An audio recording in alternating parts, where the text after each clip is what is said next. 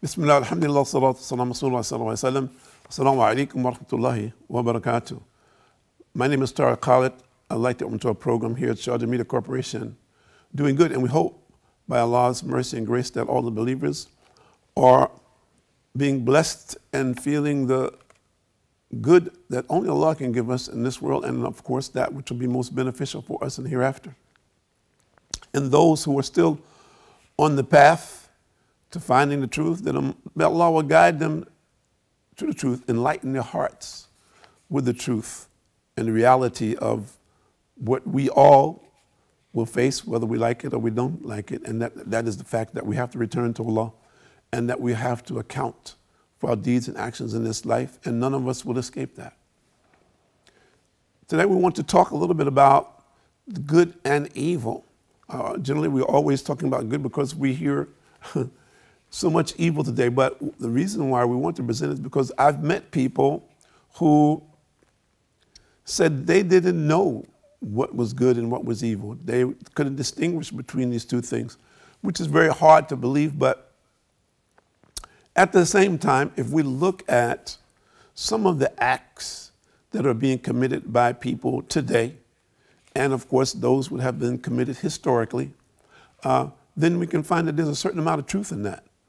That, of course, they obviously have lost a sense of responsibility or understanding what you should do or what is acceptable in a society and what is not acceptable. And of course, when we say that, they have no reality at all that they will have to return to Allah and account for that, those actions. And anyone, of course, that, for example, if we take something simple as murder, and that's not so simple, but we're finding that more and more today, and I've heard some people, some statistics mention where they're saying actually the world today is safer than it has been historically. That may very well be true. If we make a comparative analysis about wars and the conflicts that have gone on for years, for years and years, and there were no borders. But if we talk about a civilized world, supposedly, where people have the kind of interaction and communication that we have today, and the linguistic capabilities, and we look at that and we see where we are today, then I think we're in a sad state of affairs. And especially if the people who say that they follow the monotheistic religions, those who say that they're following Moses, Jesus Christ, and Muhammad sallallahu alaihi wasallam, that is very clear and distinct about what it is that we should and should not do in relationship to our families, our neighbors, our friends, and even our enemies. So it leaves us in a predicament, if we look at it from this perspective, in the sense that all of us have to account to Allah. And those of us that have the knowledge of what it is that we should do and should not do have a responsibility of communicating to others and to perform our duties as best we can to communicate these things and to try to live by that, regardless of what other people are doing, so that we ourselves can come before Allah and say, Allah, I did my best. I tried to inform the people. I tried to live in a particular manner. I tried to raise my children in a particular way. And I tried the best where I lived to interact with people in my community as I could and to inform them about where we're all going to be, that none of us will escape it. And of course, on the other side of the flip side of this, we have the example of the Prophet Noah alayhi salam, who invited his people to the oneness of Allah for 950 years. We don't know how many people he talked to, but at the same time, 950 years is a very long time. None of us will live 900 years. And the people still refuted and made fun of him and so forth and so on. Only a very small number of people listened to his message. So we have an opportunity now that has never happened before, that we have these devices to communicate with people in multiple languages, different time zones, globally, almost every country in the world in one way or another. So it's a great opportunity for us, and we hope that people are listening and that they will take heed to the warning, because time waits for no man, and all of us, our time will run out one day. So let's see what Allah says about this in Quran, and chapter number 4, verse number 31. Bismillah ar-Rahman ar-Rahim. If you avoid the major sins which you are forbidden, we will remove from you your evil deeds. So Allah is saying here, if you avoid the major sins, then Allah will remove your evil deeds. So Allah will help you, assist you to do righteous deeds and actions. It's very important. Very important for us to understand that just like some people want to accumulate wealth, you can accumulate bad deeds in a similar manner if you are not making effort to counterbalance that. So a person, for example, if you know people that continue on this path, says, well, I don't know, they use a justification, I don't know what's good or bad, so I'm just doing my thing, and they continue to do their thing. So Ibn Jarir reported that Ibn Abbas as saying, Allah has sealed each of the major sins with hellfire, curse, wrath, or punishment. He further reported Ibn Abbas as saying, major sins reach 700, very akin to the 7 major. However, repentance after a major sin brings it to naught, and a minor sin turns into major when one is persistent in doing it. So we should look at this. What we're doing, because this is connected with hellfire, being cursed by Allah, or the wrath or punishment of Allah. And that can happen now. There are people now, and we cannot point the finger and say that this person is being punished by Allah right now, because only Allah knows. Maybe he is being tested. Allah knows best. We don't know. But surely if the person is obviously committing major sins, and then you look at his life, and his life is a horror story, then you can see clearly that there's cause and effect. That if you do these things, this will be the result. And in many instances, there are people who are public figures who we see their sins are being hidden from us, or sometimes being promoted. They're being promoted as this person who is righteous and doing these things, but he's actually doing all kinds of things which are forbidden. And when you look into his life, you'll see the result of that. And unfortunately, in many instances, those people, their lives into some demise, say commit suicide, or something horrible happens to them before they die. And then there are those who Allah allows them to continue, because Allah says he gives people rope. So you should not take it for granted and say, oh, I'm just doing this and there's no problem. And hey, I'm not really hurting anybody. I'm just kind of doing my thing. Or some people say, well, everybody's doing this, brother. Everybody's doing this. This is a common thing to do today. But is that an excuse for you to do it? If you're a liar, you're a cheater, you're a thief, you're a murderer, you're an abductor, is it an excuse for you? You're an abuser. Is it an excuse for you? Can you use that excuse that wherever it is that you are, that this is a common practice? Will that, do you think that will stand up when you come before Allah? And you've escaped it. In whatever society that you live in, you've escaped punishment because of whatever means and methodology that you may use. Do you think you can escape Allah? So we have people, historically, who thought they would be able to do that they were above and beyond with everyone else. They put themselves in a status above and beyond the common person. And Allah entrusted them with that, entrusted them with responsibility. They abused that responsibility, and what happened? And we see the signs of what happened. Before the world, in many instances, they were embarrassed and shamed for the whole world before they died, before they had to account. So what about us, the simple people? The person who's just working a simple job every day. He's not a public figure. What about us? Do we escape that because we're not in the general public? Do we think that it's okay for me because I'm just a simple guy? I just work a simple job. But I abuse my wife, for example. I abuse my children. Do we think that we will escape the punishment of Allah like this?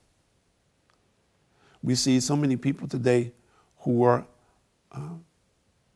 abusers, spouse abusers today, to serious horror stories, or child abusers. Do they think that they will escape the punishment of Allah? And we have to ask ourselves this. And if there's anyone out there who has done this or has involved himself in this, then we need to look at ourselves and we need to make effort to change before it's too late. And if you know someone who's like that, you need to try to make him see and understand, listen, man, if whatever is going on with you, you need to change. You need to make effort now before it is too late. And Abu Bakr related that the Prophet ﷺ said, should I not inform you about the greatest of the major sins? We said, yes, O Rasulullah. He said, associating others with Allah in worship and to be undutiful to one's parents. He then sat up from the reclining position and said, and I warn you against giving a lying speech and false statements. And he kept repeating it. We wished he should stop repeating it. It's collected by Bukhari and Muslim. So we find about false statements and speech, lying purposely to impress people, as an example, or to a particular end, to achieve something. This is a major sin. In today's world, unfortunately, we have people that they do this professionally, and they're paid for this. Or there are many people that have done it so much that they do it unconsciously. When you talk to them, you have to try to differentiate between what is true and what is not true. They've gotten lost in lies. So they themselves get lost into where the truth lies, or distinguishing between the two. The lines cross. And this was, of course, they become oblivious to truth. And the Prophet ﷺ, said more or less that he who is a liar is not from us. So this means it's a very powerful statement that a believer cannot be a liar, that the two do not go together. One who is serious about his faith and committed to his faith, he cannot lie because he knows he will have to account before Allah about this, that he will not escape this. And if he does, he repents, realizing that this was an error, that I did this as a mistake. I need to repent to Allah because I know I will have to account to Allah for this. And if I have done harm to someone, that I have to go to that person and say, listen, I'm very sorry. I said so-and-so, but this is incorrect. Let me correct myself in relationship to this. This is the believer. This is the action of the believer. Now, a person who is in disbelief says, well, hey, it doesn't make any difference. He's heard so many lies in his life, it won't make much difference one way or the other. So what? Whether it's from me or somebody else, he rationalizes this. Now we have people who are believing in all kinds of things. All kinds of things. They are doing all kinds of things. I mean, some of the things which we cannot imagine. And part and parcel of that is disrespecting their parents. As you heard, respect for the parents. Allah has mentioned this right after worshiping something other than Allah. So we see that Allah has elevated the parents and the position, status of parents in relationship to their children. So children who abuse their parents, what do you think will be your condition when you come before Allah? That you openly and flagrantly abuse your parents or someone in your parents' generation, your elders. This is also in many places been lost today. Disrespect for elders. He said, that old guy, he doesn't know what he's talking about. Hey, he's just got a gibberish. What do you, as an example? I'm following a new trend. These old people, this old school, that's finished, that's over. Their time is over. This is our time now. Forget about them. They don't know what they're talking about. This is a huge error. And unfortunately, in many places, these kinds of statements have become common, and people believe them to their own demise. So they don't listen to their parents, let alone follow what their parents have told them that they should do. They don't even listen. As they say, it goes in one ear and out the other end. And in many instances, their lives end in tragedy for those simple reasons, that they don't take heed.